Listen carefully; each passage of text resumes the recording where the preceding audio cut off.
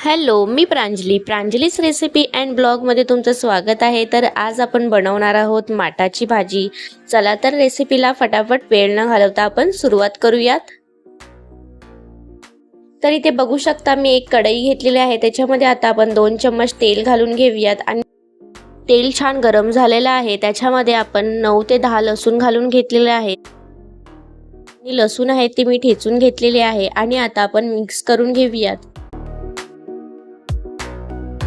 त्यानंतर आता आपण 2 मिरच्या घेतलेल्या आहेत आणि उभ्या कट करून घेतलेल्या आहेत आणि एक छोटी मिरची घेतलेली आहे पोपटी कलरची, ती देखील आपण आता सर्व मिक्स करून घेऊयात।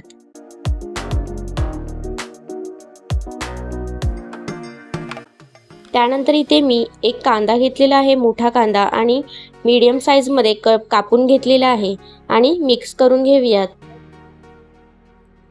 कांद्याला छान असं आपण सॉफ्ट करून घ्यायचं आहे।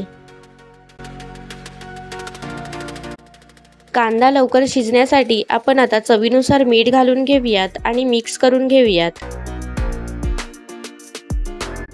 अजून जर का माझ्या चॅनलला तुम्ही सबस्क्राइब नसेल केलं तर प्लीज सबस्क्राइब करून घ्या।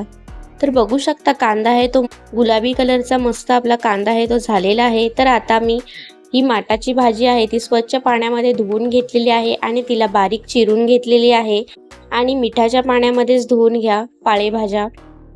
तर आता आपण ही सर्व भाजी आहे ती घालून घेणार आहोत। बस फक्त एवढंच जाणार आहे ह्या भाजीमध्ये, अजून काहीच घालायची गरज नाही आहे। आणि जर का तुम्हाला ह्या भाजीमध्ये भेंडा टाकायचा असेल तरी देखील तुम्ही टाकू शकता, अगदी मस्त भाजी होते चवीला। आणि आता आपण मिक्स करून घेऊयात। अजून एक प्रकार सुद्धा असतो ह्या भाजीमध्ये, तो म्हणजे लाल माठ म्हणून, ती देखील भाजी अशाच पद्धतीने करायची असते। बघू शकता आपली भाजी आहे ती छान आता मिक्स करून झालेली आहे आणि आता आपण भाजीला 3 ते 4 मिनिटं फक्त शिजवून घेणार आहोत। वाफेवरती शिजवायचं आहे, पाणी अजिबात घालायचं नाही आहे। तर बघू शकता इथे आपली 4 मिनिटं झालेली आहेत। आता आपण झाकण ओपन करून घेऊयात। तर बघू शकता मस्त अशी आपली भाजी आहे ती शिजलेली आहे, छान अशी तयार झालेली आहे। तर कशी वाटली ही माझी आजची साधी सोपी भाजीची रेसिपी? तर आवडली असेल तर लाईक करा, शेअर करा आणि सबस्क्राइब करा। Thank you for watching.